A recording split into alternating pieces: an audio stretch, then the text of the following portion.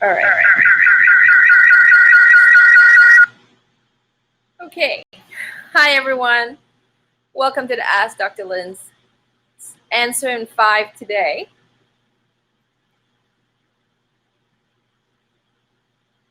And if you have any questions, go ahead and ask them of me. Right now, our team is standing by to filter the questions so that I can get them while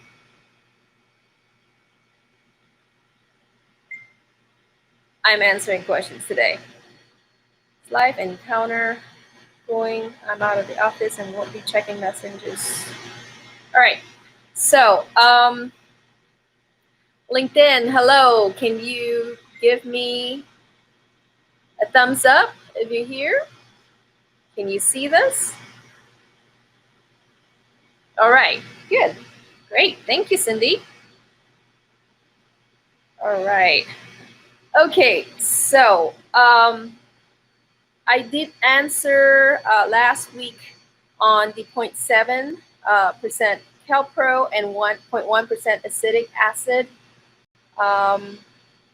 So please go back to our archives last week on actually on YouTube Live, on our live stream to see that answer specifically. So I won't address that today. All right, so let's go to the first questions about crow's feet. So what do we mean by crow's feet? So in the U.S., this is a term for hamburger buns when you get wrinkling on top of the buns and it looks like crow's feet. So that's why we call crow's feet. And a couple of reasons why you get crow's feet on top of hamburger buns, especially, you know, how you stack buns in 2 layers. The one on the bottom always get more crow's feet than the one on the top. So in regular scenarios, the bottom ones should have very little and the top one should have none. Okay, but if you are experiencing that quality issue on hamburger buns, then there are a few things you can look at. First is, are you giving it too much oven spring? Because remember, anything that goes up in the oven comes down in cooling. So the more oven spring you give the buns, the more collapse it's going to have, the more wrinkling and crow's feet you're going to experience.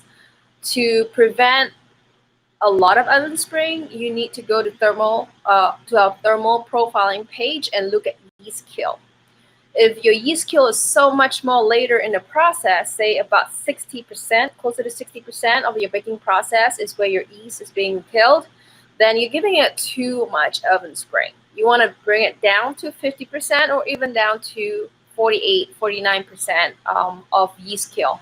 That is going to stop the oven spring. That's going to stop it from giving it so much volume.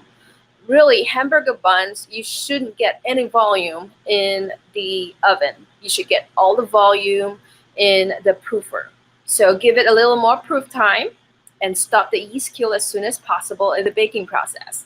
That's the number 1 way to stop crow's feet. All right. The number 2 way is sometimes your oxidation level may be too much. And if you're using a oxidizing dough improving system for one plant, you can't use the same one for another plant. Mainly because you are going to experience that one plant is going to be over-oxidized and the other plant is going to be under-oxidized. It really depends on the kind of flour you use. So every oxidation system needs to be tailored to either fresh green flour or real cod flour. So I've seen this issue before where one bakery brought a dough conditioning oxidizing system from a green flour plant to a real flour plant, and we saw tons of strong oxidative effect on the real plant flour. And what we saw was a lot of white bottoms and crow's feet because, you know, there is too much oxidation, there's too much increase in volume. So really make sure that your oven springs right as where it should be at 50%, and then watch your oxidation system. And lastly, make sure that you have a good protein quality flour. So strong flour means strong dough, means strong structure. Okay, so I hope that answers your question on what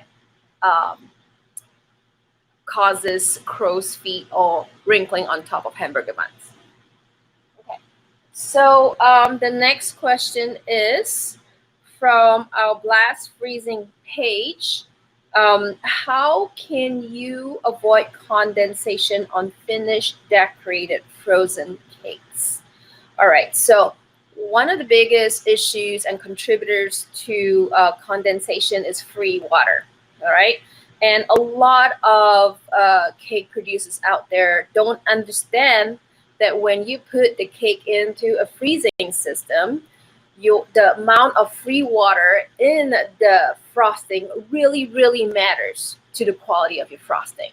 So if that's too much free water, then it's going to cause crystallization. Crystallization, when you thaw it out, it's going to condense on the frosting. So a whole bunch of issues. Number one, understand what water activity is. Go to our water activity page and read up on it.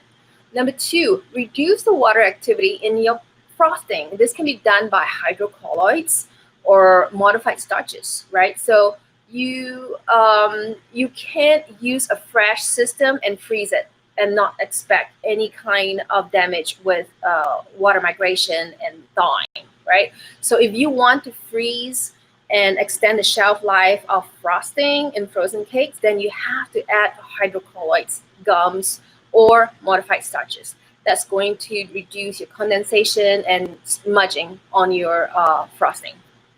Great. Go look at our page on hydrocolloids. Go look at our page on modified starches, and you will see what options there are for you to work with. Lastly, let's see. I am not baking a moist cake. What is the biggest variable to make a cake moist? Do I need to use a Dentin Gum? Well, it is really difficult for me to not look at your formula and provide a solution there. So without understanding whether you're using a sponge cake, or a chiffon cake system, or a high ratio, low ratio cake, I really can't answer this question. But just know that the more sugar and the more butter or oil that you add in the system, the less dry it makes it, and the more moist it really do feel. So firstly, I wouldn't add the Dentin Gum. I would go up either in fat or sugar, and I would, if that's not what you want, then you can do something like fiber. So fat, sugar, fiber. So fiber can come in the form of banana puree or applesauce, apple fiber. You know, those kind of system really does help bind the water and keep the water in the cake. Also, don't overbake it. Once you start over baking cakes, you'll get a really dry mouthfeel. I would suggest not using Dentin Gum till you use all these other alternatives. All right, so looks like I have answered all the questions in the queue for today. And if you have any more questions, go to the pages on BAKERpedia. Try to find the solutions on BAKERpedia, and put in the comments on there. Oh, wait, one more question. Okay, how much ratio of each acid should be in double action baking powder? This came from our double action baking powder page. So it is because I am not a specialist on leavening systems. I can tell you right now that is pretty standard, and someone like Barbara Heidolf would know that. So I'm going to post a link below so that it will give you a direct access to our consulting team that will be able to provide the accurate answer to this particular question, because it's very specific based on your system. Is it a frozen dough? Is it frozen batter? Is it a fresh batter? You know, what's the pH of the batter? It really depends. So you really have to reach out to a expert specialist in this area of chemical leavening, because they will provide different solutions for you. So go to the link below and we should be able to contact you with Barbara Heidoff. All right, that's all for today's Answer in 5. I will see you again tomorrow.